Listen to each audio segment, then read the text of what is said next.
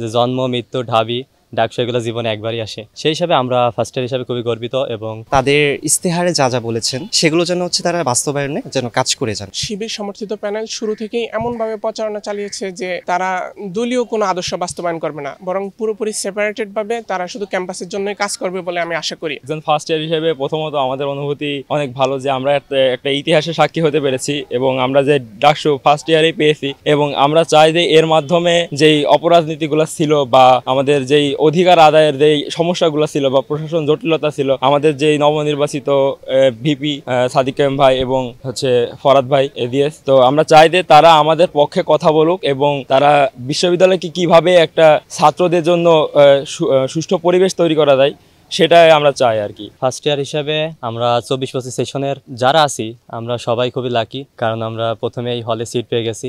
সেই সঙ্গে ক্যাম্পাসে আসা 2 মাসের ভিতরেই আমরা একটা ডাকসু পেয়েছি। ডাকসু কিন্তু খুব একটা জীবনে একবারই আসে, এরকম একটা কথা আছে যে জন্ম, মৃত্যু, ঢাবি, ডাকসু এগুলো জীবনে একবারই আসে। সেই হিসাবে আমরা ফার্স্ট ইয়ার হিসাবে খুবই গর্বিত এবং নবনির্বাচিত যেসব প্রতিনিধি আছে আমাদের ভিপি, জিএস, এজিএস, সেই হিসাবে সেই ভাইদের কাছে আমাদের প্রত্যাশা ভাইরা শিক্ষার্থী বান্ধব একটা ক্যাম্পাস তৈরি করবে এবং ছাত্রদের পক্ষে কাজ করবে, এটাই প্রত্যাশা।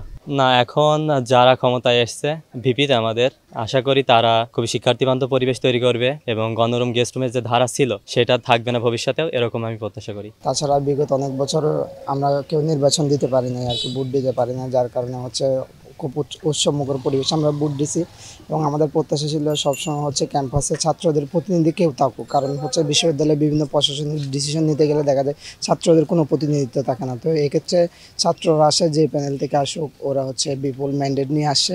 তো আমি মনে করি শিক্ষার্থীদের জন্য ওরাই কাজ করবে আর কি। না, পূর্বের মতো কিছু হয় না, এখানে সবাই স্বতঃস্ফূর্তভাবে ভোট দিছি আমরা এবং ওদের বিগত কার্যক্রম প্লাস ওদের কমিটমেন্ট রক্ষা করার মতো ক্যাপাবিলিটি আছে মনে হয়েছে, এই জন্য সবাই স্বতঃস্ফূর্তভাবে ভোট দিচ্ছে, ওদের উপর ভরসা রাখছে। অবশ্যই ফিয়ার ছিল।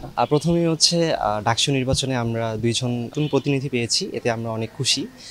কারণ আমাদের দীর্ঘ 32 বছর পরে ঢাকা ইউনিভার্সিটিতে ছাত্র বান্ধব ডাকসু আমরা পেয়েছি। তাদের জন্য শুভকামনা যে তারা যেন তাদের ইস্তেহারে যা যা বলেছেন সেগুলো যেন তারা বাস্তবায়নে যেন কাজ করে যান। আমাদের কাছ থেকে তাদের কাছ থেকে এটাই চাওয়া যে তারা যেগুলো ইস্তেহার দিয়েছেন সেগুলো যেন তারা বাস্তবায়িত করে।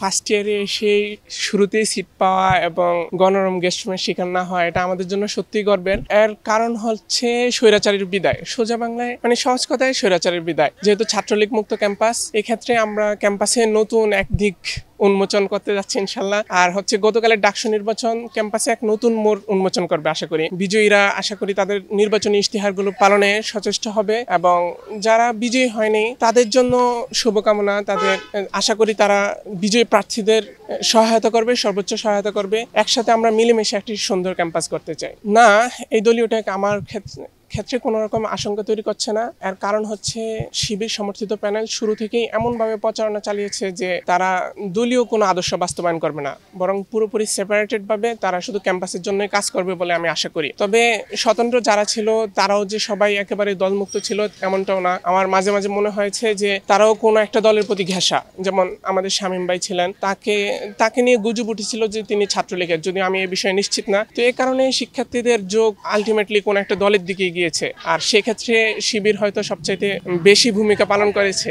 এক্ষেত্রে আমার মনে হচ্ছে সবগুলো কমিটমেন্ট বাস্তবায়ন যোগ্য না। দেখা যাচ্ছে যে কিছু কিছু কমিটমেন্ট ছিল একেবারে অযৌক্তিক, যেমন ঢাকা বিশ্ববিদ্যালয়ের 600 একর জমি ফিরিয়ে আনা, যেটা আসলেই অনেকটা অসম্ভব প্রায়। তবুও চেষ্টা করতে পারে 36টা ইশতেহার বাস্তবায়ন, আসলেই 12 মাসে 36টা ইশতেহার বাস্তবায়ন। আমি মনে করি যে শিবির মিথ্যা স্বপ্ন দেখায় নেই, তারা আশা করি তাদের ইশতেহার বাস্তবায়নে সর্বোচ্চ চেষ্টা করবে যতটুকু সম্ভব হয়। এখানে আমরা সিনিয়রদের কাছ থেকে যা শুনিয়েছি যে ছাত্রলীগ যে অমানসিক নির্যাতনের মধ্যে দিয়ে আমাদের সিনিয়ররা গেছে, কিন্তু আমরা যখন 5 আগস্টের পরে শেখ হাসিনা চলে যাওয়ার পর আমরা ওই হলে আসার পরপরই আমাদের বিশ্ববিদ্যালয় প্রশাসন থেকে সিট পেয়ে গেছি।